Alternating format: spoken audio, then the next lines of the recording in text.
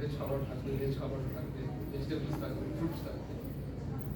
আমরা সবাই ভালো করে জানি যে সব জাঙ্ক খাবার, যেগুলো ফ্রাইড আইটেমস, সেগুলো অ্যাভয়েড করা উচিত। খুব ক্যালোরি থাকে, তারপরে ট্রান্স ফ্যাট থাকে যেগুলো হার্টের জন্য খুব খারাপ, তো সেগুলো অ্যাভয়েড করা উচিত। সেকেন্ড মোস্ট ইম্পর্টেন্ট হচ্ছে এক্সারসাইজ, মুভমেন্ট। আমরা বসে বসে খালি কাউচ পোটেটো হয়ে গেছি, বসে বসে টিভি সিরিয়াল দেখা, বসে বসে মোবাইলে সব রিলস দেখা, হোয়াটসঅ্যাপ করা, সব বসে উইদাউট মুভমেন্ট। বেসিক্যালি যদি হেলদি থাকতে হয় 30 minute of physical activity is mandatory. 30 minute at a stretch, এইটা সবাইকে সবার জীবনে ইনকর্পোরেট করাটা ইজ ভেরি ইম্পর্টেন্ট। আর আমি প্যারোকিয়াল বা রেশিয়াল হতে চাই না, তো আমার মনে হয় বাঙালিরা আরো বেশি শ্রমবিমুখ, কর্মবিমুখ। ওরা বসে বসে সব করতে চায়, কিন্তু কাজ করে ছুটে আমি এখানে হসপিটালেও দেখি গ্রাউন্ড ফ্লোর থেকে ফার্স্ট ফ্লোর উঠবে লিফটে, ফার্স্ট ফ্লোর থেকে 7th ফ্লোর উঠবে লিফটে।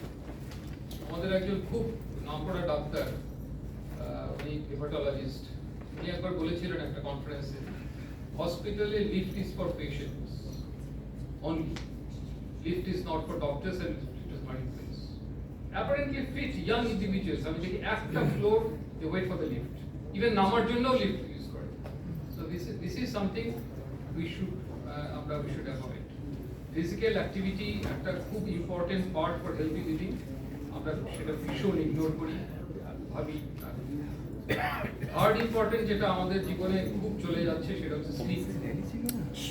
আমরা ঘুমকে জয় করে ফেলার চেষ্টা করছি। কেউ রাত্রি 4টের সময় শোয়, সে সকাল 10টায় ওঠে। কেউ রাত্রি 3টে শোয়, সকাল 8টায় ওঠে। এবং সেটাও কি, ঘুমের শেষ মুহূর্তে অব্দি রিল দেখা, ঘুমের শেষ মুহূর্তে অব্দি ফেসবুক করা। সো তাতে কি হয়, এই যে কনস্ট্যান্ট ব্লু লাইটের এক্সপোজার, তাতে ঘুম কিন্তু ভালো হয়। অ্যাটলিস্ট ঘুমের 1 ঘন্টা আগে ওইগুলো বিসর্জন দেওয়া উচিত। ওই ব্লু লাইট মানে মোবাইল মানে টিভি, ওই এক্সপোজার গুলো থাকলে ঘুম কিন্তু আসতে যায় না। তখন ব্রেন ভাবে এখনো দিন, কেন ঘুমবো? মেলাটোনিন বলে একটা হরমোন ঘুমের জন্য খুব দরকার, সেটা বেরোয় না আপনি যদি কনস্ট্যান্টলি লাইটে এক্সপোজ থাকেন। সেটা করি না, একদম করি না। তো এই ঘুমের আইডিয়াল কি, মানে ঘুম খুব কমে গেলে খারাপ, খুব বেশি হলেও খারাপ। অপটিমাম হচ্ছে 7 ঘন্টা। 7 ঘন্টা at a stretch, good quality sleep. আর বেয়ার মিনিমাম 6 ঘন্টা। 9 ঘন্টার অবশ্যই ঘুম খারাপ, কিন্তু 6 থেকে 7 ঘন্টা টার্গেট করা উচিত। 7 ঘন্টা, এবং ঘুমের 1 ঘন্টা আগে এগুলো বিসর্জন দেওয়া উচিত। আর ফোর্থ যদি বলেন, স্ট্রেস, সারাক্ষণ চিন্তা, এই টার্গেট, ওই টার্গেট, এখান থেকে এখানে, এই মানে একটা ডিস্ট্রেস করা, মন থেকে টেনশন গুলো অ্যাটলিস্ট দিনে 8 ঘন্টা 1 ঘন্টা ত্যাগ করে। সেখানে যদি আমি অনেকে ভাবি যে আমি কি করে করবো, আমার তো আজকে একজন এসেছিলেন, আমার হাজব্যান্ড এত অসুস্থ, আমি করতে পারিনি 6 মাস টেস্ট, আমি ওখানে ছুটেছি। বুঝলাম হাজব্যান্ড অসুস্থ, হাজব্যান্ডের উপর দায়িত্ব আছে, সন্তানের উপর দায়িত্ব আছে, কিন্তু নিজেকে দেখার দায়িত্ব আছে। আমরা সেটা অনেক সময় ভুলে যাই যে am I giving enough time for myself? এটা মি টাইম বলে কথা আছে।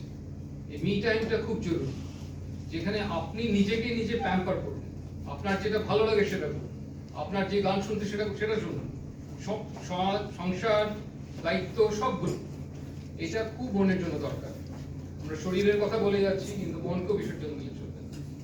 যদি মন হেলদি না থাকে, তার রিফ্লেকশন কিন্তু শরীরে পড়বে। তো মনের খোরাক কিন্তু ওগুলো। মনের খোরাক হচ্ছে স্ট্রেস ফ্রি মি টাইম, সেটা দিনে 24 ঘন্টায় 8 ঘন্টা হলেও একটু মি টাইম করুন। যেটা পছন্দের গান সেটা শুনুন, পছন্দের একটা বই পড়ুন।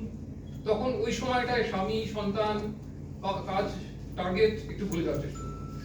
নাহলে কিন্তু এর রিফ্লেকশন একটা কিউমুলেটিভ স্ট্রেস হতেই থাকবে।